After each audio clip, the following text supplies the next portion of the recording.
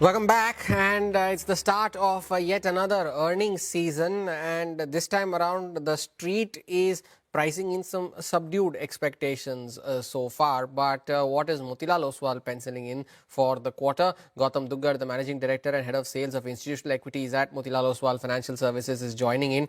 Gautam, good morning. Thank you for taking out time. The previous few quarters have disappointed, to say the least, on the earnings front. Is there a change in trend that you are anticipating? Because from what I can gather from your note, if you exclude metals and oil and gas from your coverage universe, you're expecting a profit growth of 11% and an EBITDA growth of 7%. But including them, the growth is still pretty subdued. Hi, good morning or rather good afternoon. Thanks for having me here. We are expecting a very, I would say, a decent quarter. If you look at aggregates, there is a disproportionate impact of the losses from OMCs. So, at an aggregate level, for the 380 companies that we cover, the earnings are expected to decline 3%. However, if you exclude those three OMCs, the growth is 14% for the rest of the 377 companies. I'm talking about profit after tax. For Nifty, we're expecting about 10% growth. And then for the different cohorts of the coverage, that is large, mid, and small cap. In large caps, we are expecting about 13% growth ex OMC. In mid cap, about 17%. And a small cap at about 20%. So small cap is turning around after a long time. Mid cap continues to do well. It's been outperforming large caps on earnings for last 8 quarters. And this quarter will be no different. And large cap is somewhere there about 10-12%. So if you look at the aggregates, the impact is largely owing to the losses for OMCs. If you strip out those three companies, the growth is pretty decent at about 13-14%. In fact, the top line growth is at a 4-year high now. We're expecting a 17% top line growth. So clearly, the return of inflation, the nominal GDP growth going into double digits, some of the high frequency data points that we have seen, be it GST, the credit growth, all of that is pointing towards improved demand conditions in the economy. And we expect the subsequent quarters to become even more stronger.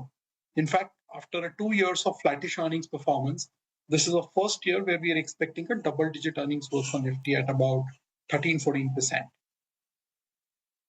Okay, Gautam, hi. This is Ritu. That sets us up nicely for some of the specific comments to get in from you. And let's start with the big one, banking. I mean, everyone from HDFC, ICICI, Kotak, Axis, they're all reporting numbers this Saturday. So far from Indian Bank and L&T Finance as well, we've seen good commentary, very good numbers, in fact, from Indian Bank. How should we extrapolate that to see, what kind of growth we can see? The credit growth numbers at 18.6% running at that 2-year high. Looks like a good setup.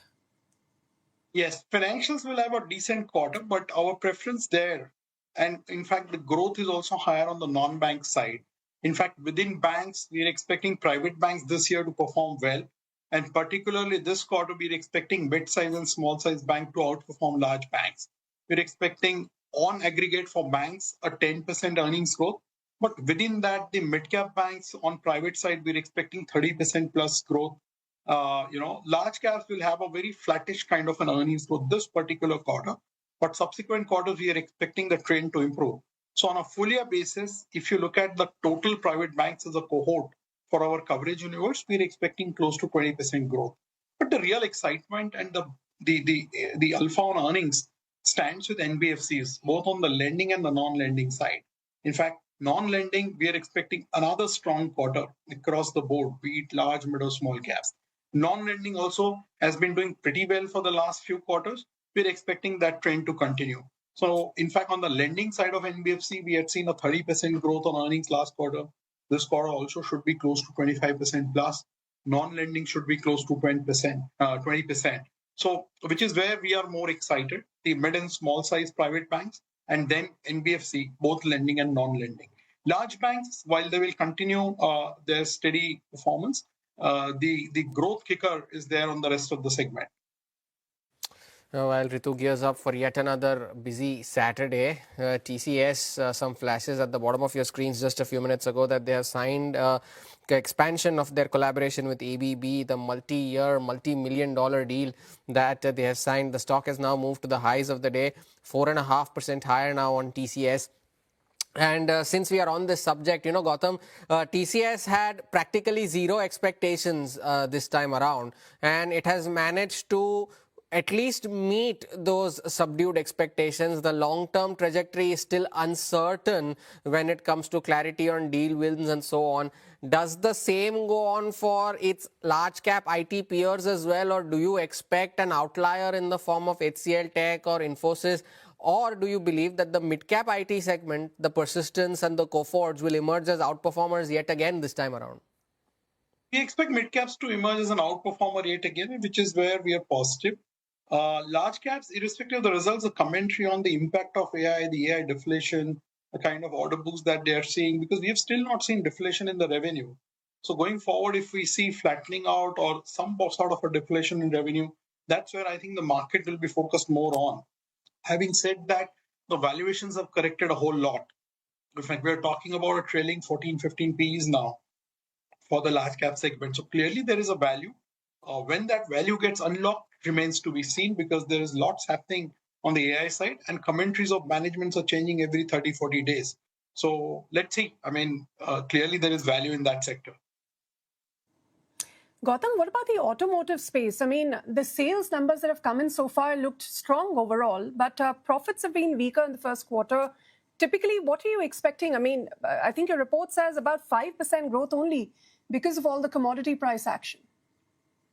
This is well known, Ritu. I mean, we have all seen the impact of commodity prices last quarter. So this quarter is going to reflect that impact in terms of numbers. So while the top line is strong, you will see impact on margin coming through this quarter. This quarter should have a very flattish kind of profit growth for the 28 automobile companies that we cover. Having said that, we have raised our weight in our model portfolio and automobile sector further. We expect the continued strong volumes to now get complemented by the reduction in commodity prices, which should reflect in the profitability improvement going forward in the rest of FY27. We have M&M, TVS in our model portfolio. On the auto anch side, we already had Happy Forging. Now we have added Gabriel. So we are very positive on automobile and even the other consumer discretionary sectors, which is where we have a big overweight in our model portfolio.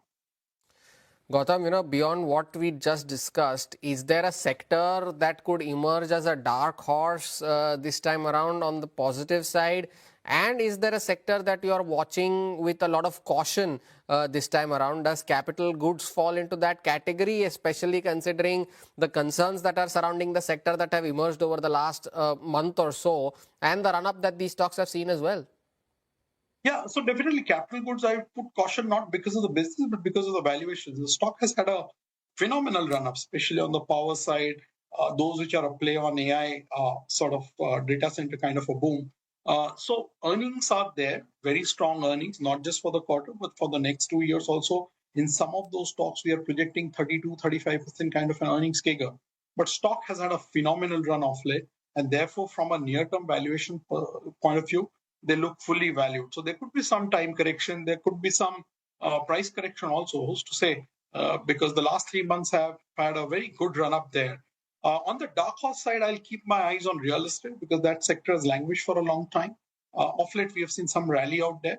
But this is a space which I'll keep an eye on because the sector has gone out of radar in the near past. Aside of that, we continue to like consumer discretionary. We have a big overweight there. We like the non-lending and capital market side of the NBFCs. We are very positive on telecom, select healthcare names. We are underweight on staples, obviously. We have a zero allocation to FMCG that continues. IT remains an underweight for us, so is commodity.